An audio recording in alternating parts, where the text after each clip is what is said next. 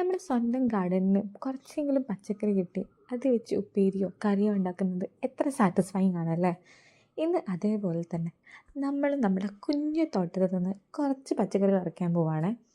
കുറേ സാധനങ്ങളൊന്നുമില്ല, കുറച്ച് സാധനങ്ങളുള്ളൂ കേട്ടോ.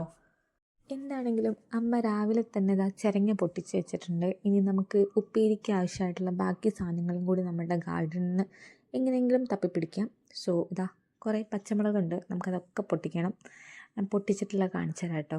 സോ കുറച്ച് വെണ്ടയ്ക്കയുണ്ട്. നമുക്ക് വെണ്ടയ്ക്ക ഇത് അറിയില്ല കിട്ടുമെന്ന്, എത്ര കിട്ടുമെന്ന് നമുക്കറിയില്ല. അതുകൊണ്ട് തന്നെ നമുക്ക് നോക്കാം വെണ്ടയ്ക്ക വെച്ച് ഉപ്പേരി ഉണ്ടാക്കാൻ പറ്റുമോ, വെണ്ടയ്ക്ക വെച്ച് സാമ്പാർ ഉണ്ടാക്കാൻ പറ്റുമോ എന്ന്.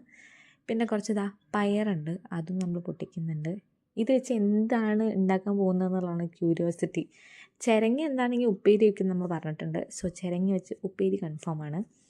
പക്ഷെ അതിലേക്ക് ഇനി എന്തൊക്കെ ആഡ് ചെയ്യാൻ പറ്റുന്നുള്ളത് മാത്രമാണ് ഒരു ഡൗട്ട്. സോ നമുക്ക് എന്താണ് ഈ പച്ചമുളക്, വെണ്ട, പയർ കിട്ടിയിട്ടുണ്ട് ഇവിടെ നിന്ന്. പിന്നെ നമ്മൾ ഓൾറെഡി എടുത്ത് വെച്ചിട്ടുള്ള ചിരങ്ങയുണ്ട്.